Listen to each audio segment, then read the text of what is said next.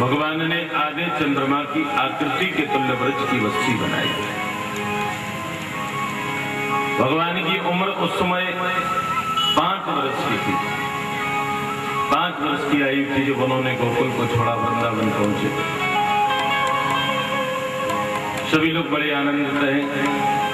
एक दिन की बात, भगवान जब बछड़े लेकर के गए जंगल में, कंस से प्रेरित होकर के एक दैत्य आया और वो बछड़ा बनकर के भगवान कृष्ण के अगणित बछड़ों में सम्मिलित हो गया।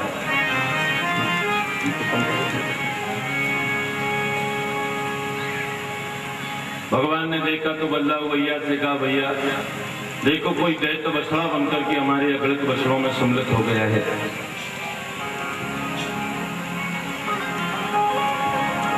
चुपके से किया, प्राण तो उसके घुमाते समय ही निकल गई थी। बड़ा शरीर वाला पृथ्वी पर आकर के गिरा।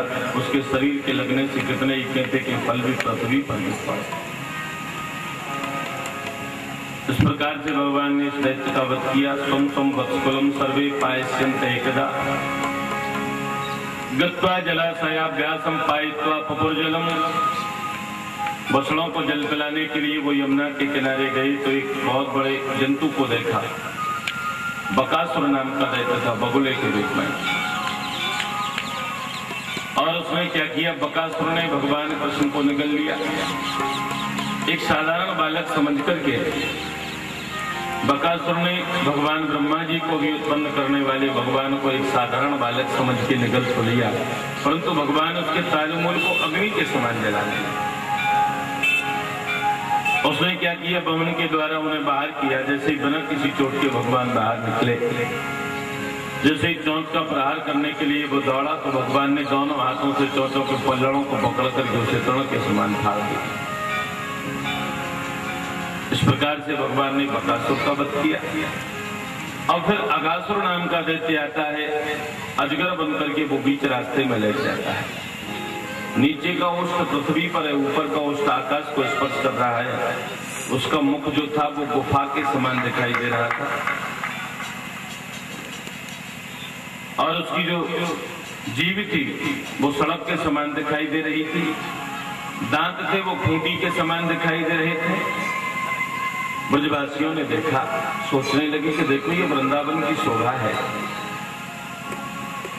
चलो शोभा का दर्शन करते हैं। कुछ ब्रजवासी कहने लगे, ये वृंदावन की शोभा नहीं, हमें तो लगता है कि अजगर के रूप में कोई बहुत बड़ा दैत्य अरे होगा तो वो भी देखा जाएगा। क्षण भर में कृष्ण के हाथों बकासुर के समान मारा जाएगा। सभी गोप बालक क्या करते हैं, तालियां बजाते हुए बछड़ों के समेत उसके मुख में प्रवेश कर जाएगा। गाय बच्चे ग्वालन सहित सब मुख गए ये समाये, कहत परस्पर आजीवन सुरभि जगहे अघाय। भगवान ने देखा कि सच्चे अजगर को झूठा मान रहे हैं, उन्हें रोकना चाहा, लेकिन तब तक वो उसके मुख में प्रवेश कर चुके थे। लेकिन उस अगासुर ने अपना मुख इसलिए नहीं किया था क्योंकि वो सोच रहा था कि जब तक कृष्ण मेरे मुख में नहीं आएगा तब तक मैं अपना मुख बंद नहीं करूंगा। इसने मेरा भाई जो बकासुर था उसे मारा है, मेरी बहन पूतना को मारा है, उनके लिए मैं इसे तिलों तक बना दूंगा, मार डालूंगा, इसलिए उसने मुख बंद नहीं किया। सर्वज्ञ भगवान ने उपाय सोच लिया, भगवान भी पीछे से उसके मुख में प्रवेश कर गए। जैसे ही भगवान ने प्रवेश किया कि अगासुर ने अपना मुख बंद कर लिया। जैसे ही अगासुर ने मुख बंद किया, भगवान ने अपना इतना शरीर बढ़ाया कि उस दैत्य का गला रुंध गया, वायु से भीतर का भाग भर गया और ब्रह्मरंध्र को फाड़ करके इसी मार्ग से उसके प्राण भी निकल गए। बोलो वृंदावन में हरि लाल की। अगासुर का जब वध हुआ, देवता फूलों की वृष्टि करने लगे। आज भगवान ने अगासुर को मार दिया है। देखे अगासुर वध सुर ज्ञानी, बरस सुमन कहीं जय जय बानी। लेकिन भगवान ने अमृत बरसने वाली दृष्टि से उन्हें पुनः जीवित किया, वो जीवित हो गए। देवता जब फूलों की वृष्टि कर रहे थे, भगवान के ऊपर फूल वर्षा कर रहे थे, तो ब्रह्मा जी ने ये देखा ये देवता कैसे है, एक साधारण बालक कृष्ण के ऊपर फूलों की वर्षा कर रहे हैं, इसे ब्रह्म मान रहे हैं, ये ब्रह्म नहीं हो सकता है। इसकी मैंने एक लीला नहीं कई लीलाओं को देखा है, ये ब्रह्म हो नहीं सकता है। अरे ब्रह्म के ये से कार्य करता है।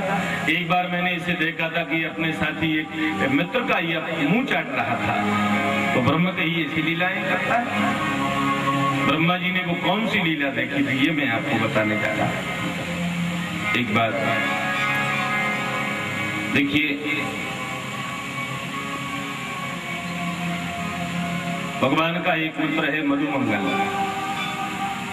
मधुमंगल पूर्णमासी प्रोतानी का लड़का था, नितांत विपन्न था, उसके घर में गरीबी थी।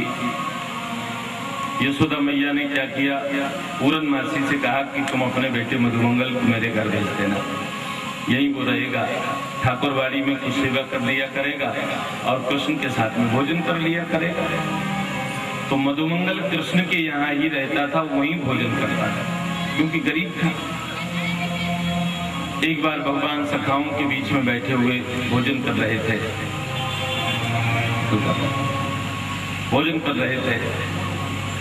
जितने भी उनके साथी गोप थे अपने अपने घर से जो भोजन लेकर के गए थे, उनसे कह रहे, आज तुम अपने घर से क्या लेकर के आया मुझे खिला, आज तुम क्या लेकर के आया मुझे खिला, आज तुम क्या लेकर के आया मुझे खिला। सबके घर का भोजन कर रहे थे भगवान, सबके यहाँ का भोजन कर रहे थे। तो मधुमंगल खड़ा खड़ा ये सोच रहा था कि देखो सब लोग अपने अपने घर से भोजन लेकर के आते हैं जंगल में, और सबके यहाँ का भोजन कन्हैया करते हैं, और यदि कहीं मेरे घर में भोजन बनता और मैं अपने साथ में भोजन लेकर के आता तो आज हमें भी कन्हैया को भोजन कराने का सौभाग्य प्राप्त होता, लेकिन मेरे यहाँ तो भोजन बनता ही नहीं है। मैं तो खुद कृष्ण के यहाँ रहता हूँ, तो ये सौभाग्य तो हमें कभी प्राप्त नहीं हो पाएगा, कन्हैया को मैं कभी भोजन नहीं करा पाऊंगा। मधुमंगल खड़ा खड़ा ये सोच रहा था कि भगवान उसके हृदय की बात को जान गए और कहने लगे, मधुमंगल आज तो मैं तेरे घर को भोजन करूंगा। मधुमंगल कहने लगा, ठीक है आप बैठिए, मैं अभी लेकर के आता हूँ। तुरंत ही वो दौड़ करके अपने घर गया।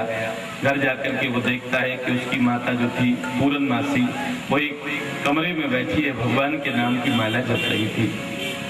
मधुमंगल कहने लगा, भैया आज तूने क्या भोजन बनाया है, जो भी भोजन बनाया हो मुझे दे दे, आज मैं अपने हाथों से अपने घर का भोजन अपने मित्र कृष्ण को खिलाऊंगा।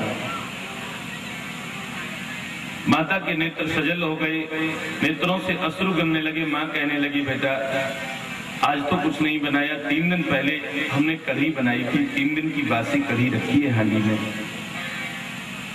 आज तो कुछ नहीं बनाया। तो मधुमंगल ने क्या किया कि उस कढ़ी की हांडी को उठाया और लेकर के चला के आज मैं अपने मित्र कृष्ण को ये कढ़ी खिलाऊंगा। दौड़ता हुआ जा रहा है, रास्ते में उसे एकदम झटका लगा, सोचने लगा कि मैं क्या करने जा रहा है। मेरा मित्र कृष्ण जो है ना, ये तो ताजा दूध दही माखन मिश्री खाने वाला है, मैं उसे 3 दिन की बासी कढ़ी खिलाऊंगा कि उसकी तबीयत न बिगड़ जाए। नहीं, ये कढ़ी मैं कृष्ण को नहीं खिलाऊंगा। तो सोचने लगा कि यदि कहीं मैंने इस मटकी को यहाँ फेंक दिया तो कृष्ण बड़े चंचल स्वभाव का है, ढूंढ लेगा और फिर खा लेगा। इसलिए वो एक झाड़ी की ओट में छुप करके गट गट गट करके वो कढ़ी पूरी स्वयं पी जाता है। इधर उधर वस्त्रों के ऊपर गिर गई, मुंह में इधर उधर लग गई। भगवान को कुछ आहट समझ में आई, पास में ही बैठे थे, कहने लगे सखाओं से हमें लगता है कि मधुमंगल अपने घर का भोजन लेकर के आया है और जारी के पीछे छुपा हुआ खुद खा रहा है। भगवान दौड़ पड़े और जैसे ही भगवान वहां पहुंचे तो देखा तब तक तो मधुमंगल ने उस मटकी को फेंक दिया था। भगवान कहने लगे अरे मधुमंगल तू अपने घर से भोजन लेकर के आया और तूने खुद खा लिया, मुझे नहीं खिलाया। मधुमंगल के नेत्र सजल हो गए। कहने लगा कृष्ण तुम तो ताजा दूध दही माखन मिश्री खाते हो, तरह तरह के पकवान खाते हो,